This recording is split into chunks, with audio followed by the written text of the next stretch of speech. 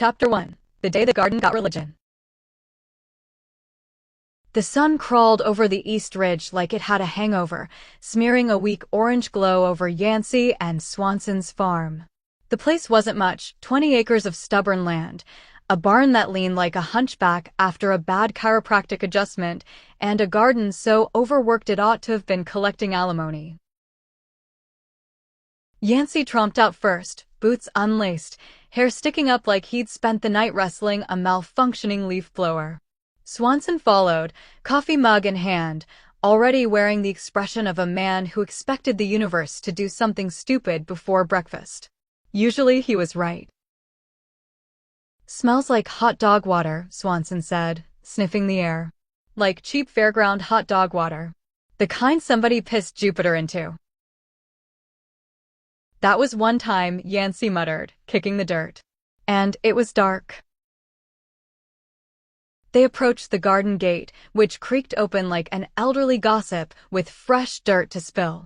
Everything seemed normal at first glance: tomatoes, kale, quinoa that Yancey insisted on growing even though he hated quinoa, and the rows of ornamental pumpkins they planted every year to look festive and hide the fact that they couldn't grow a decent zucchini to save their lives. But then Swanson froze. "What in the sanctuary of pig lungs is that?" They both leaned in. Peeking out from the soil were not sprouts, not leaves, but something disturbingly humanoid. 3 inches tall, skin glistening like a slug rolled in Vaseline. Their tiny arms folded over their tiny chests. Their faces serene, beatific, wholly even. Like gods. Miniature, naked, smug-looking gods. "Yancey," Swanson whispered, "our vegetables have developed a theology." Yancey reached forward, hesitated, then nudged one gently with a hoe. The little creature opened one eye, just one, like a toddler waking from a nap, and let out a tiny, irritated sigh. "You've got to be kidding me," Yancey said. Before either of them could decide whether to scream, run, or build a shrine, Sam stepped out from behind the shed. Sam moved silently despite their military boots, the kind of quiet that you only learn after years as a Marine and a lifetime of being no one's neat little box on a census form. Sam squinted at the garden. "Those ain't seedlings." "No," Swanson said, voice wobbling. "They're divine." Sam gave a slow nod. "Great. God's in a garden. I ask for one peaceful morning, and instead I get a spiritual infestation." One of the tiny gods raised its hand like it was politely asking permission to curse them. Another sneezed, spraying something that landed on Yancey's jeans with a wet smack, a viscous, shimmering blob the exact color of melted carnival cheese. Yancey stared at the splatter. "I think it's judging me." "I would too," Sam said. And then something moved at the far end of the garden, something bigger. The pumpkins. The entire row shifted, shivering like a line of plump orange soldiers preparing to stand at attention. Their vines twitched. Their rinds bulged. And that same hot dog water smell rolled over the field again, stronger this time, like someone somewhere had boiled an entire concession stand alive. Swanson grabbed Yancey's arm. "Yancey, the pumpkins are breathing." Sam reached for the knife at their belt. The largest pumpkin swelled once, twice, then split down the middle with a wet crack. Inside, something moved. And then the ground beneath their feet trembled. Something was coming up from under the pumpkins. Something wet. Something steaming. Something that smelled unmistakably like hot dog water. And then the soil burst open with a roar. Chapter 2. the day everybody grew a tail. 3 days after the garden sprouted gods and the pumpkins started huffing out steam like overworked boiler pipes, the first tails appeared. Not metaphorical ones, not poetic ones, honest to misery, flesh and bone appendages sprouting right above everyone's, but crack like unwelcome party guests. Yancey's tail was thin and twitchy, like it had independent opinions about everything. Swanson's was thick and blunt, shaped exactly like a regrettable sweet potato. Sam, naturally, didn't get a tail at first. Sam just grew an intense, vibrating itch in the small of their back, the kind you earn in basic training when someone throws scabies-infested wool blankets into your bunk as a joke. By noon, half the village was walking around trying to hide their new accessories under flannel shirts or, in the case of local schoolteacher Meryl Hennington, under a Carol Burnett Show commemorative poncho she insisted was purely decorative. Blame was floating around town like pollen. Some said it was pinworms gone feral. Others blamed ringworm, snake oil, or the pumpkin's hot dog water fumes. A small evangelical sect blamed palm trees because apparently anything tropical was suspicious. But the real trouble didn't start until Yancey's second cousin Lonnie arrived. Lonnie smelled like a laundry hamper left on the porch during monsoon season. He rolled up to the farm wearing Velcro sneakers, yellow mesh shorts, and a t-shirt featuring a faded picture of George Jones looking like he wished he hadn't lived long enough to appear on Lonnie's torso. Lonnie didn't bother knocking. Lonnie never did. He barged in, dropped a duffel bag, and said, "I need a place to stay. I've been through something. Yancey and Swanson exchanged the sort of look reserved for scorpions, religious abuse flashbacks, and the announcement of a country festival headlined by someone who shouldn't still be touring. Sam stepped forward. "What exactly have you been through?" Lonnie swallowed hard. "A woman. Or maybe a spirit. Or maybe both. She said we was soulmates. Heart soulmate. Twin flame. Then she stole my truck, my insulin, and my underwear." Yancey winced. "Lonnie, did you file a report?" Lonnie shrugged and dug in his duffel bag. The smell that escaped could have ended 3 pandemics and started 7 new ones. Out he pulled a pair of panties, pale yellow, shredded elastic, with clearish white discharge stains like some kind of forensic crime scene no detective wanted to investigate. "These ain't mine," Lonnie said proudly. "I found Em in my motel bed. Means she's coming back." Sam rubbed the bridge of their nose. "What it means is you need a fire pit and a hazmat crew." Lonnie ignored that. Then he lifted his shirt. The tail was there. Thick. Hairy. Curled at the end like a demonic question mark. Yancey stepped back. "Lonnie, when did that show up?" "Last night," Lonnie whispered. "I thought it was progeria or scleroderma or that wasting disease folks on the news keep hollerin' about." He leaned in and whispered, "Do I got AIDS? I knew a guy once who had something and his skin got yellow like a school bus." Sam kept their voice steady.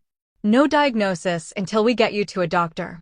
And undetectable means untransmittable, but that's a whole conversation you aren't emotionally ready for." Lonnie nodded like he understood exactly none of that. Meanwhile, out in the fields, villagers were gathering. Tails flicking. Some long and cat-like. Some short and twitchy.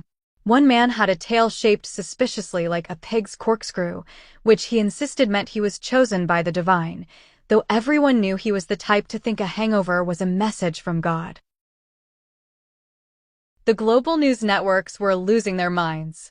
Reports came in from Madrid, then Texas, then Tokyo. A bizarre syndrome spreading worldwide. Tails, itching, fever, a hunger for canned peaches. Nobody knew the cause. Nobody knew the cure. Conspiracy theorists blamed Sam specifically because ex-Marines know things. Scientists blamed climate change. The local church blamed quinoa salad. By sundown, Yancey was exhausted, Swanson was irritated, Sam was sharpening knives to quiet their brain, and Lonnie was busy making friendship bracelets for everyone because he decided the pandemic meant they should all heal their trauma bonds. Then the village doctor arrived. He was sweating, pale, twitchy, and wearing nothing but boxers and a bathrobe because his tail had torn straight through his pants that morning when he sneezed. He pushed his glasses up. "Good news," he announced. "Nobody's dying." Everyone exhaled. But, the doctor added, this tail sickness spreads through emotional stress, environmental triggers, and possibly extremely poor decision-making. He eyed Lonnie. "Especially poor decision-making." Lonnie waved. The doctor continued, "There is a simple treatment." Everyone leaned forward, desperate. "You need to remain calm," he said. "Relax. Don't panic. Keep a peaceful, steady heart." Just then, a goat trotted past wearing a tutu. Lonnie screamed. Everyone's tails shot straight up like synchronized furry fireworks. The doctor sighed. "Well," he muttered, "there goes that." Then the goat farted so loudly it echoed off the barn. And for reasons nobody could explain, every tail in the entire village wagged. Chapter 3. The Gods Go to the County Festival. The county festival arrived like a migraine in denim. Every villager for 50 miles poured into the fairgrounds wearing their finest tail-accommodating outfits. Some slit the backs of their jeans. Some let their new appendages wag free like confused metronomes. One woman crocheted a tail cozy with the lyrics to a George Jones song woven into the yarn. Tradition, after all, had to evolve. Yancey stood backstage, clutching his guitar like it was the last sane thing in a world gone sideways. The Christian acoustic set had been Swanson's idea. "If the world's growing tails and plants are sprouting gods," he'd said, "a hymn or two won't kill anybody."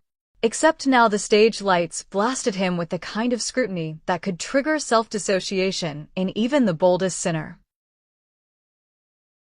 Sam sat nearby, rolling maracas absently between their palms like a Marine trying to decide whether to join a drum circle or burn it down. Then it was time. Yancey walked out. The crowd quieted. The local pastor gave him a nod of approval that felt heavy enough to yank Yancey's soul out by the collar. He sat on the stool, adjusted his mic, and began strumming. The sound drifted soft and sincere across the fairgrounds, over the generator fumes, over the funnel cake grease, over the children with afros bouncing rhythmically as their tails wagged in time. Halfway through his third song, "I Am the Lamb, Please Ignore My Tail," the audience got weirdly emotional. Some cried. Some swayed. One man fainted directly into a vat of chili and didn't resurface for a full 8 seconds. Yancey's voice cracked at just the right moment, that sort of holy crack that record labels dream of and therapists worry about. When the final chord faded, the crowd erupted. Swanson looked at Sam. Sam looked at Swanson. "Well," Sam muttered, "he's definitely getting scouted." And right on cue, a record executive in sunglasses and a shirt so loud it counted as a hate crime approached Yancey. "We need to talk," he said. "You ever consider a contract? Acoustic Christian tail-themed revival music is the next big thing." Yancey's knees nearly liquefied. Meanwhile, at the far end of the festival, everyone else was losing their collective minds, because the gods had started sprouting en masse again. The change had escalated. Now the vegetable leaves were curling inward like shy hands, revealing tiny faces on every kale stalk, carrot top, eggplant stem. Huge, expressive eyes. Little button noses. The kind of mouths that could either bless you or spit in your lemonade depending on mood. Their little heads quivered like they wanted to whisper gossip. Swanson saw opportunity. He and Sam dragged in folding tables, crates, and a big wooden sign painted in neon letters. Choose your own god. Take one home today. Reasonable prices, no refunds. The gods, rooted, wriggling, occasionally pouting, were displayed like a questionable farmer's market from a fevered dream. Villagers lined up instantly. Some clutched the tiny holy sprouts to their chests with elation. Others recoiled in repulsion. One woman burst into tears and fled screaming because her god winked and whispered, "Howdy." A man lifted a turnip god whose face looked unmistakably like Mama Harper from Mama's Family. Someone else held a zucchini with the serene expression of Michael Landon from Little House on the Prairie. And tucked behind a display crate sat something nobody wanted to acknowledge, a small bundle of purple fabric that looked an awful lot like Hannah Montana's soiled garment from a thrift store bin of cursed memorabilia. "This is the strangest booth we've ever run," Swanson said. "Second strangest," Sam replied. "Remember the snake oil tent we accidentally hosted last year when we rented to that guy with the emotional support ferret?" The festival roared on. Afros bounced. Maracas shook. Tails everywhere wagged or drooped depending on purchase satisfaction. A local teenager tried to trade his god for a corn dog. Then came the psychic message. Sam froze mid-step. Their pupils expanded like someone had dropped a spotlight into their skull. "You hear that?" they whispered. Swanson blinked. "Hear what?" A voice. No voices. A whole damn committee. Sam sank onto a hay bale as images blitzed their mind. Africa, a small grass hut in the middle of nowhere, sunlight pouring through slatted walls. Then a parade of giraffes marching through South Africa like they were late to a board meeting. Then a cluster of elders gathered around a fire, sending out psychic transmissions with the seriousness of an IRS audit. The message hit Sam like a thunderclap. "The gods you sell are ours. They migrated. Return them before they awaken." Sam snapped back to reality. Swanson stared.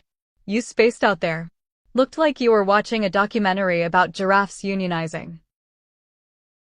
Sam wiped sweat from their forehead. "We have a problem." Before they could explain, Yancey returned from the stage, dazed, waving a contract like it might bite him. "Swanson. Sam. They want to sign me. They want a whole album. They want." Then he froze. Because behind the booth, the gods were stirring. Every tiny face turned upward. Every little vegetable head hummed. Every leaf shook like a warning tremor. And then, as the sun dipped behind the treeline, the gods began chanting in unison, a soft, eerie murmur, like dozens of toddlers saying grace in Latin. The villagers panicked. Sam panicked. Swanson panicked. Yancey stared at his contract and whispered, "Is this bad timing?" One of the kale gods spat at him. Then, blessedly, mercifully, tragically, a drunk man in a George Strait t-shirt tripped over a speaker cord, collapsed backward into a kiddie pool, and sent a tidal wave of lukewarm lemonade directly into the chanting gods. They sputtered. They squeaked. They screamed in tiny outrage. Then every one of them went silent and pouting. The villagers gasped. The gods glared. Then the tiniest god muttered, in a shrill, angry whisper. "Rude." It was the funniest thing anyone had heard all year. 3 people fainted laughing. 1 woman peed. Swanson dropped his corn dog. And the chapter's chaos ended not with doom, not with prophecy, but with a chorus of tiny angry gods grumbling like irritated Smurfs who'd just been splashed at a water park. Chapter 4: The Festival That Lasted Too Long and Made Everyone Reconsider Reality. Twice the length, twice the madness, twice the connective tissue. Morning came to the village like a tired drunk lowering himself into a folding chair, slow, creaky, and already apologizing for whatever chaos it planned to cause. People were waking up groggy, confused, and noticeably shorter. The tail epidemic had taken an unexpected turn overnight. Some villagers discovered their tails elongating like licorice ropes. Others found theirs shrinking and retracting, which would have been comforting if their bodies weren't also shrinking an inch or two at a time. Children woke up taller than their parents. Husbands woke up unable to reach their razors. One man swore the supernatural pestilence had turned him 3 inches shorter, but 2 shades more handsome. No one agreed on whether the pestilence was helpful, harmful, or some kind of mystical self-exfoliation of the human race. But everyone agreed it was disturbing in a way that aloe vera couldn't soothe. Even aloe vera itself had started acting strange, plants oozing on their own, secreting goo that glowed at night, whispering in Yiddish if you leaned too close. And yes, Yiddish, because that morning the village gained a new arrival. His name was Ephraim Gottlieb, a sharp-eyed, sharp-tongued Jewish mystic from Brooklyn who somehow found himself wandering the county festival grounds before anyone had officially opened the gates. Ephraim wore a black hat slightly askew, a vest decorated with embroidered pomegranates, and held a small leather-bound prayer book tucked under his arm like he expected the gods or the pumpkins or the tails to do something that violated rabbinical law at any moment. He walked straight up to Sam. "You," he said, pointing, "have the look of someone who's gotten 3 psychic messages too many." Sam blinked. "Do I know you?" "Not yet. But the universe keeps sending me to people with unfortunate destinies. I can smell it on you. Also, the aloe vera in your pocket is muttering about you behind your back." Sam pulled out the aloe vera leaf they'd harvested earlier. It hissed at them. Sam quietly put it away. Meanwhile, Yancey, now contract official and terrified, sat on a hay bale reading the fine print of his record deal as though it were an ancient curse tablet. Swanson paced beside him, muttering about liability insurance for selling gods at a country festival. "Look," Yancey said, "I know this is a dream come true, but what about the gods? And the shrinking? And the giraffe parade that spoke telepathically? And Lonnie moving into our guest room without permission?" "You're asking the wrong questions," Swanson replied. "The right question is, can we still sell these gods at the festival without getting sued?" Before Yancey could respond, Sam whistled sharply. "Everybody gather." The villagers drifted over, some shorter, some taller, some still adjusting to accidentally twerking whenever their tails twitched. On the festival table, the gods stirred. Their faces seemed sharper now, more expressive, more aware. Some looked annoyed. Some looked hungry. A few looked like they were trying to seduce a maraca vendor. Sam cleared their throat. "There's news," they said. "We're dealing with something bigger than we thought. Last night, I got another psychic communique from those elders in South Africa." Everyone leaned in, breathless. "They say the gods that are growing in our gardens aren't just plants. They're entities that have migrated across continents. Across realities, even. They came through spiritual fault lines created by trauma, religious abuse, unresolved grief, and, bizarrely, a trail of Reba McEntire-themed lesbian fanfiction that someone has been uploading to the cloud at 3 in the morning. Every villager slowly turned to look at Olivia, the woman who ran the diner. Olivia shrugged. What? Reba has range. Before Sam could continue, Ephraim stepped forward. Let me explain, he said, in more mystical terms. He set down his prayer book, reached into his satchel, and produced something no one expected. A treasure chest. Not ornate, not pirate-like, more like something you'd store mismatched socks in. But when he opened it, well, inside were mutilated human heads, not fresh, not bleeding, but petrified, fossilized, ancient. Their mouths warped as though caught mid-scream, their eyes frozen wide, each one with strange branching roots growing out of the necks. Yancey gagged. Swanson gagged twice. Lonnie fainted into a pile of funnel cake batter. These, Ephraim said calmly, are warnings. Artifacts. They come from a plane of existence where harvesting gods didn't go so well. Sam crossed their arms. You could have led with that. Ephraim snapped the chest closed. I didn't want to alarm you. You brought a headbox to a family festival, Swanson said. Consider us alarmed. Meanwhile, the gods were getting restless. Their leafy tendrils curled. Their tiny mouths mouthed unheard words. Their eyes glimmered. The smallest god, nicknamed Dope Rope by Lonnie for reasons no one understood, began vibrating so hard it rattled the table. The pestilence surged. People shrank another half-inch. Tails sparked static electricity. Sam felt a psychic itch behind their forehead. And then, of all things, a cloud of airplane plants drifted overhead, floating like jellyfish, shaking pollen like confetti. A few villagers screamed. A few villagers tried to catch one.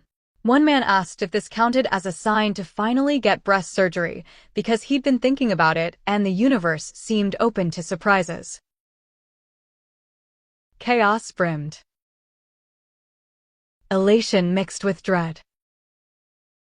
Repulsion tangled with weird, giddy excitement. And then, right in the middle of it all, a familiar argument echoed from behind the lemonade booth. My sister and your mama, someone shouted, wouldn't have put up with this. Oh, don't you start. My mama would have used one of them gods as a kitchen timer and not blinked once. A brawl nearly broke out between families, prevented only by a god shrieking loudly enough to rupture 2 eardrums and scare everyone into politeness. Then, the strangest moment of the day unfolded. A driftwood sculpture of an airplane entered into the best craft competition, suddenly grew wings and took flight. It swooped low over the crowd like a confused gull and dropped a handful of pumpkin seeds onto Ephraim's head. He sighed. Yes, this tracks. But the biggest shock hadn't arrived yet. Because the gods weren't done. Every vegetable god on the table sat up at the same time, their leafy bodies straightening like angry toddlers involved in a union meeting. Then they pointed tiny, gnarled fingers all aimed in the same direction. Up. Everyone followed their gaze. Above the tree line, above the festival lights, above the driftwood airplane making lazy loops in the sky. A shimmering rift appeared. Like a tear in the world. From the rift emerged 3 more gods, massive, glowing, beautiful, horrifying, each shaped like a vegetable deity carved by an artist who'd been awake for 40 hours and lost a bet. They descended slowly, their voices vibrating through the air. You sold US for $15 each. The villagers froze. Sam swallowed. Swanson whispered, was it supposed to be 30? Yancey, overwhelmed, trembling, gripping his guitar contract like a lifeline, spoke aloud. Can this wait until after my album drops? One of the giant gods squinted. Then, in a deadpan voice. No. And from somewhere in the crowd, someone yelled. Whoever threw that god, your mama's a hoe. Every tail in the village twitched in unison. 3 kids started giggling. One god face-palmed. And Ephraim, wise, ancient, weary Ephraim, muttered. Welcome to the apocalypse. New, at least it's entertaining. The chapter ends mid-festival, mid-freakout, with the villagers staring at 3 giant gods who look ready to file complaints. And Lonnie waking up from his funnel cake fainting spell, looking around in confusion and slurring. Did I miss the triple penetration cooking demo or what? And somehow, that was the least disturbing thing anyone heard all day. The village had begun to feel like a cracked snow globe someone kept shaking too hard. Every surface glittered with the uncanny, the inconvenient, and the downright questionable. People's tails, yes, the tails, were shrinking now, deflating like leftover party balloons. They still swished when startled, which made grocery shopping a noisy affair. Yancey woke with the soft itch of existential dread and the sharper itch of aloe vera gel drying on his shoulders. Swanson snored beside him like a clogged accordion. Sam, somewhere in the barn, sat cross-legged under the rafters doing whatever ex-Marines did when a mystical pestilence washed over the world. Their version of centering oneself mostly involved muttering, seen worse in basic training, and at least this isn't Velcro sneaker weather. The farm felt crowded today. Maybe it was the gods. They had doubled in number overnight. Where yesterday the vegetables merely sprouted faces, today they had expressions. Too many expressions. One beet grinned like a dentist who knew your insurance had lapsed. A cabbage frowned with judgmental mother-in-law intensity. A carrot rolled its tiny eyes. And on the southern acreage, a new problem bubbled up, a pestilence. Not the classic kind, the world had already survived enough biological fiascos. This one shimmered. It drifted. It hummed as if broadcast from a celestial kazoo. Folks exposed to it became heightened versions of themselves. A cranky baker became furiously cranky, whipping bread dough like it owed him money. A shy teenager became shy enough to vanish behind a wall of self-dissociation, so powerful she probably existed on 3 astral planes at once. Into this circus walked Shlomo Eisen, the new arrival. Nobody knew how he'd gotten to the farm. Nobody knew why he was completely unbothered by the pestilence. He wore a lavender windbreaker, carried a dope rope slung over one shoulder like a decorative serpent, and seemed utterly unfazed by the treasure chest sitting in the yard. Yes, the chest. The very one Yancey had tripped over at dawn. The chest that, once pried open, revealed not gold but mutilated human heads. They were serene, smiling even, eyes closed. Glowing faint blue. Sam stared, shrugged, and said, seen weirder in a driftwood airplane crash. Shlomo simply said, well, that's Sunday for you. The village reeled from everything at once, the gods, the disappearing tails, the chest full of heads, the pestilence turning people into exaggerated versions of themselves. A pair of local lesbians announced they'd taken up cooking experimental fusion cuisine to cope. Reba McEntire lesbians, Yancey whispered, because the pair played her music nonstop and wore matching auburn wigs. Meanwhile, in town, trouble brewed. One man, Doug Hepsworth, began sprouting strange fruits from his shoulders. Not tumors or boils, but actual fruits, each etched with tiny symbols. No two alike. One looked suspiciously like the Hebrew letter Shin. Another resembled a cartoon chicken doing tap dance. Naturally, the village's response was, "Neat. Let's pick them." Doug was less enthusiastic and began wearing a trench coat year-round. Trouble didn't stop there. Swanson nearly got arrested after lunging at Alma Greaves, the woman who once had an affair with Swanson's former partner back in the hazier chapters of life best left unremembered. Swanson didn't actually try to kill her, but the choking scene was memorable. They were arguing in the bakery when a loaf of sourdough launched itself from the mystical pestilence's energy current and clocked Alma in the neck. She staggered back, gasping dramatically, while Swanson stood frozen holding a baguette like evidence from a crime scene. The baker called the sheriff. The sheriff called it a misunderstanding with gluten. Then the cars collided. At the town's three-way intersection, three vehicles managed through bad timing, cosmic mischief, or divine slapstick to hit each other at the exact same instant. The resulting crunch morphed into a single metallic blob shaped like something between a pentagram and the ancient Egyptian symbol for sky. It hummed. It vibrated. It smelled faintly of gravy-trained dog food and burning cassette tapes of Time After Time. A local Reba fanatic, freshly escaped from prison after allegedly attacking the singer during a meet-and-greet years ago, wandered up to the wreckage, slapped it, and declared, "This here is a sign from the Virgin Mary." Nobody contradicted them. Not because they were right, but because they carried maracas and a wild look in their eyes. Back on the farm, Yancey, Swanson, Sam, and Shlomo gathered under the porch light. Gods shifted in the fields, glowing faces bobbing like lanterns. The pestilence hummed like a cosmic refrigerator. Doug's fruit symbols glowed under his trench coat.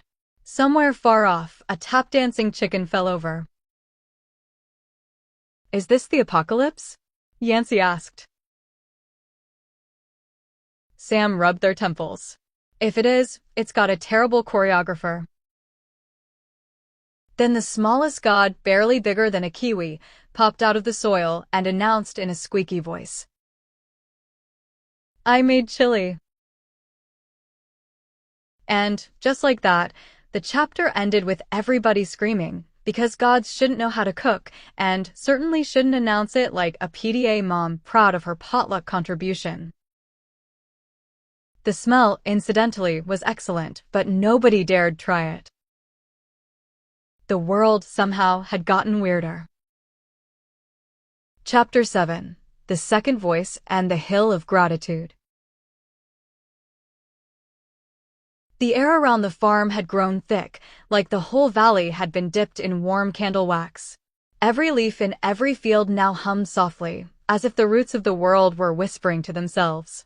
And just when the villagers thought they'd seen every strange permutation of the gods bursting from the soil phenomenon, the farm's old dairy goat, Himshine, began speaking.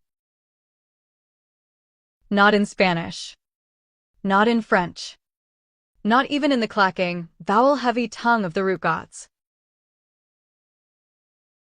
These words came from someplace beyond maps or alphabets.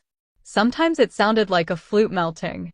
Sometimes it sounded like a library burning in reverse, shrieking its knowledge back onto the shelves. And then, at random intervals, she'd switch to perfect Italian and ask someone to pass the salt. Marcus claimed Himshine wasn't speaking to them, she was speaking for them. The universe's interpreter goat. A translator for the mystical pestilence rippling across the earth, a pestilence that, oddly enough, made crops sweeter, hair shinier, and bad memories drift away like dandelion fluff. Disturbing, but not exactly villainous. The town's new prophet explained this better than anyone. That prophet was 6 years old, adopted just 10 days earlier by Tessa Harrow. He'd arrived small, shy, with eyes like turning galaxies. And after a night spent near a circle of newly sprouted dirt gods, a second head fully formed had blossomed from his right shoulder. They named the new head Eli. The original head remained Jacob. Together, Jacob-Eli spoke in stereo. They became the human version of a cosmic duet.